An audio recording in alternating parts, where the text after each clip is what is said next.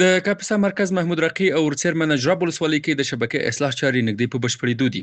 د کاپیسا برېښنا ریاست مسؤلینو په خبره د دې ولایت مرکز محمود رقی او ورڅیرمن نجراب ولسوالۍ کې د نږدې 1 میلیون افغانیو په لګښت د شبکې اصلاح اساسي چارې نږدې په بشپړېدو دي. د شبکې اصلاح چارو په دوام مخکنی 9 متره زړې پایې په 19 متره هغو بدلیږي او ورسره مل د میټر بکسونو او برېښنا لیږدمزو نوي کولو چارو هم دوام لري. در این مدت 4 سال بیشتر در سر اصلاحات کار شده که در تمام ساحات ولسوالی ولایت کاپیسا کار صورت گرفته که تگاب است، نجراب است، حصه اول کوهستان است، مرکز ولایت کاپیسا است. انشالله مکمل کار صورت گرفته مساویانه. قبلا پایه 7.5 متره بوده که به شکل معیاری نبوده و او را ما خواستیم که جهت اصلاح شبکه و همچنان به منظور رعایت اصول ایمنی و تکنیک بی خطر پایه را از 7.5 متره به 10 متره که از طریق مرکز پایه بر ما انتقال داده شده جهت اصلاح شبکه ای را در ساعت تطبیق بکنیم.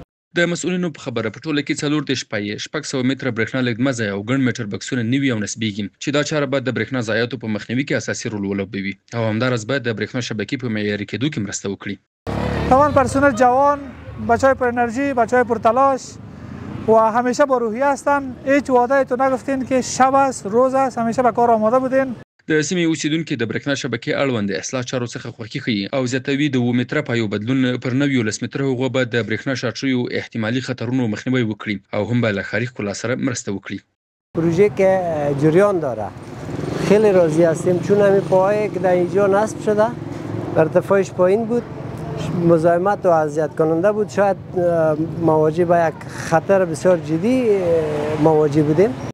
د یادونې وړ ده چې موده وړاندې د کاپیسا برېښنا ریاست عملیاتي همکارانو له لوري د مرکز او ولسوالیو اړوند 3500 میټر بکسونه اساسي اصلاح او رنګ شول چې د برېښنا شبکې اړوند توکو د کاري عمر په زیاتوالي کې اساسي مرسته کړي.